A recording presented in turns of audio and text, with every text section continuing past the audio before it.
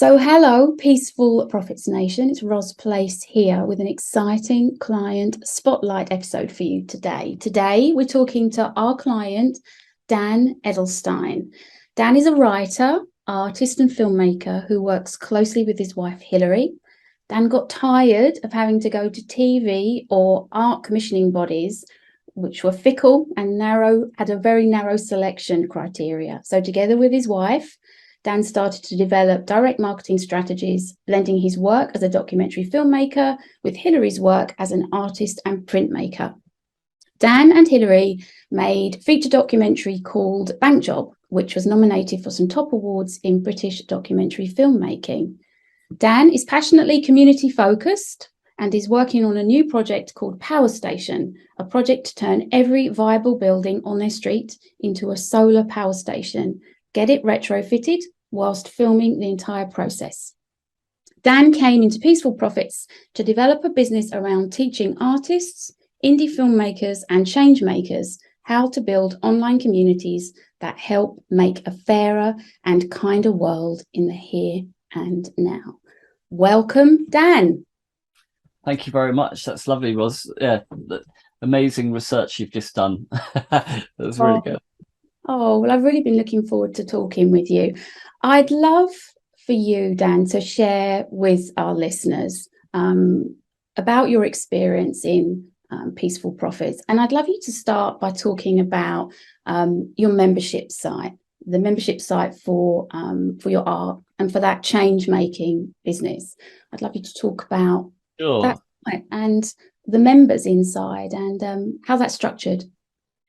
Yeah. Well, basically, there's two things there. One is the kind of entry into the sort of peaceful profits mentality, I suppose, and then the second one is the membership and how that's been working. So I'll start, I think, with the membership because it probably precedes a little bit the peaceful profits. I think we started it about a year and a half ago, and it was on the back of having screened and finished Bank Job, the film where we blew up £1.2 million worth of high interest debt. And I suppose I'd done some sort of marketing courses before and I'd had some experiences with direct marketing, but I think the screening of Bank Job initially came out just as the pandemic was happening. So our ability to get into cinemas, which is usually the method that filmmakers use, indie filmmakers who have got a feature film. At that point, it was really hard to get the previews into cinemas because, cinemas had so many rules around them and many of them were just shut. So we started launching ads on Facebook and we sold 2,000 tickets for that preview. And the sort of average order value was about £20 and the cost per sale was about £9. So we suddenly had this list of buyers, which was amazing. And we wanted to kind of pursue this idea of not just like direct marketing, but direct action as well, which was, in other words, trying to enlist people who felt the same way as we did about what was happening, politically and socially in Britain, and to try and make a difference. So it was very empathetic, the type of thing, but people also understood that like we're not magicians and we can't just produce change or create impact without also having some kind of sustainable financial thing. I think so we launched this membership site to try and have an impact on the climate at that point. That was more of our concern rather than the kind of fuel poverty, cost of living crisis at that point. And because we'd already had a list of buyers, lots of people joined the membership. Maybe, well, I mean, when I say lots, maybe 50 at the beginning, and then bit by bit, we started clawing our way up. But weirdly, like inside of the marketing that I'd been learning, because I felt like movement building and marketing was so closely connected.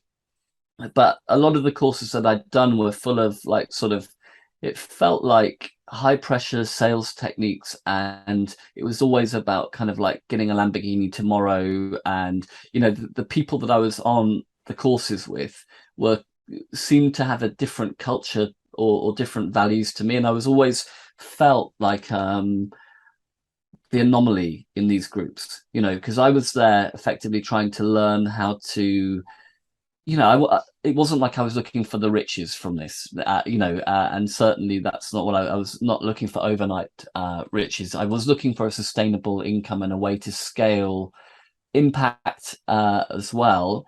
And just culturally speaking, I didn't really feel that I'd got to the right places. Lots of stuff that I was learning was really good and useful, but I was having to apply it to my own situation, which was quite radically different from everyone else's.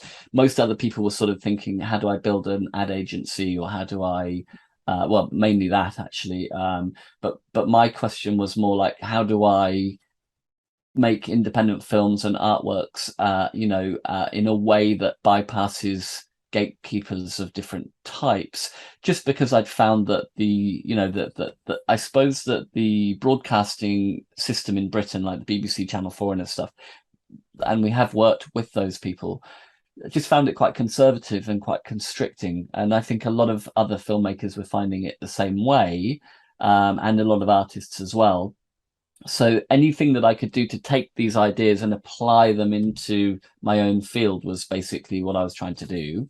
So, and when I discovered the peaceful profits method, I think it was the culture of the peaceful profits that attracted me the most. The idea, it stood sort of in opposition to a lot of that Lamborghini type of culture as well, which I felt was the type of kind of aspirational ideas which were leading to many of the the issues that we were kind of trying to take up in our work as well. So I didn't want to be, it was weird. There was a tension often, I felt, not necessarily on my behalf either, because I'm entrepreneurial, but just I felt that people were, there was this weird tension. But when I found peaceful profits and got into that, I felt that there was a much more of a click, so it's really, really good.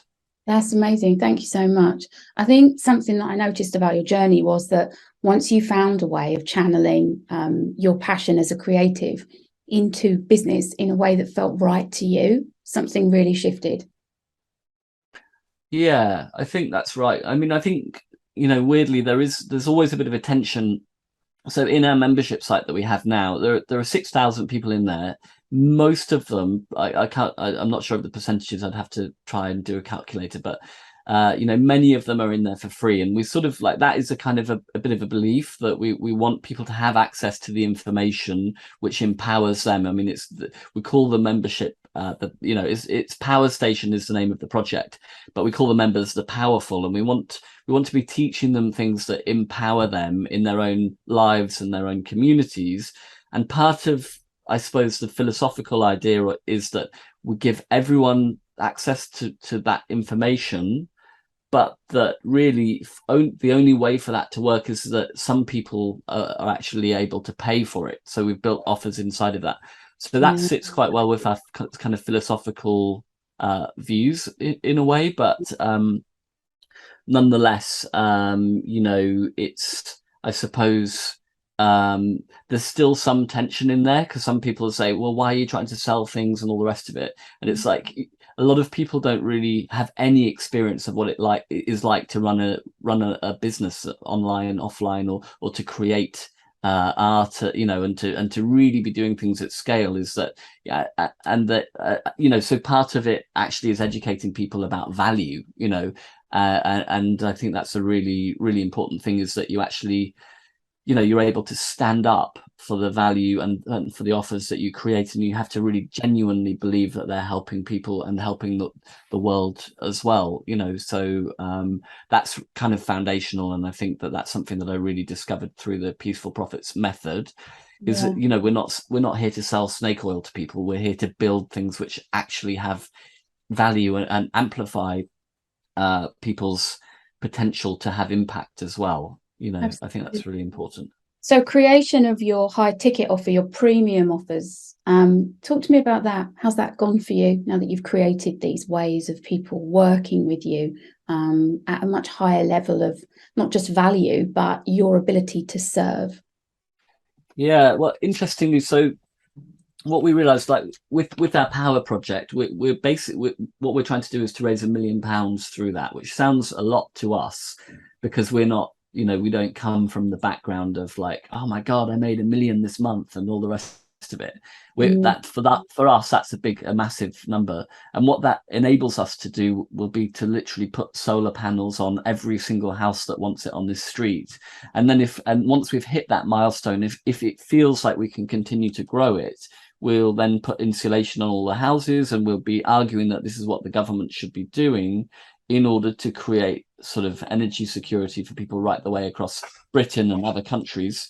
mm, So, but what I've realized is that having just relatively low ticket offers, for instance, people can join our membership for £12 a month, or they can spend 120 or 140, which is all kind of quite low in terms of the price tag. Sorry, my dog's barking in the background. mm. And that really, to shift the dial, we needed to create higher ticket offers. So I actually put in one that was £11,800 into our page just a week ago, and then someone sent us that money literally a week later, saying they just couldn't stand not sending the money. So it's Wow. interesting that when you create offers and you put price tags on them, and how they effectively make a statement about your own belief in yourself and your value, and that what you can offer people.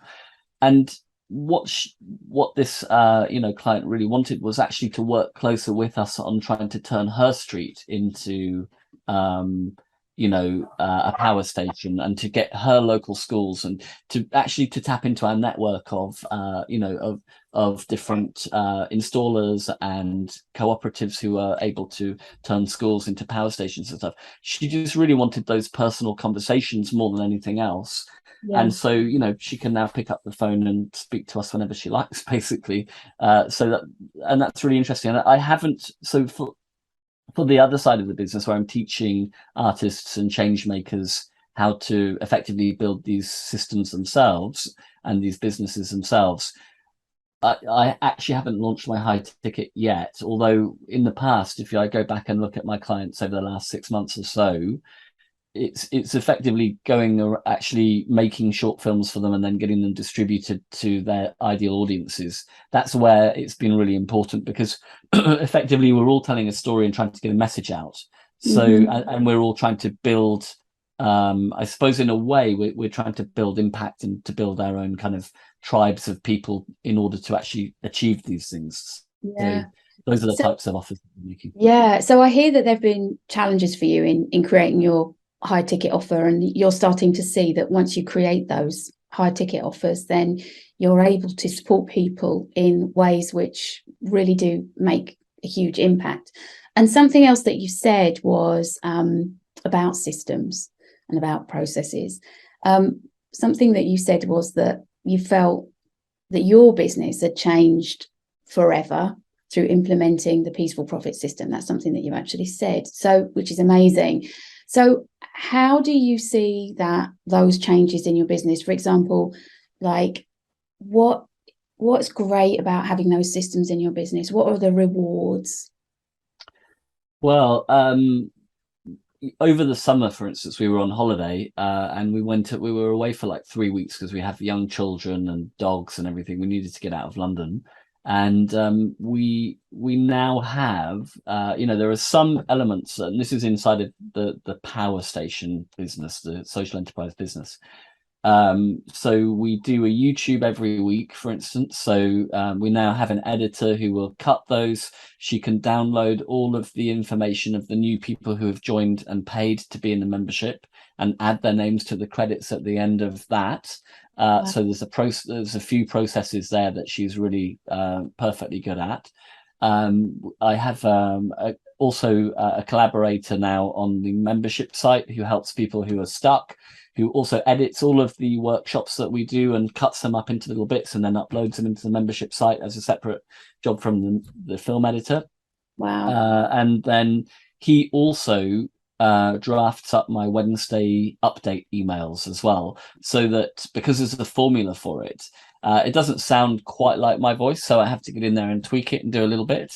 And we also have obviously an ongoing process where new people are continually joining the mailing list, and we have a sequence of emails that goes out to them, and then a sequence of emails if they actually join on the paid membership as well, to onboard them and to all the rest of it. And then we also have someone who comes to the house every week to package, take things to the post office, and our framer does all the actual physical packages. There's an awful lot of processes that we've broken down.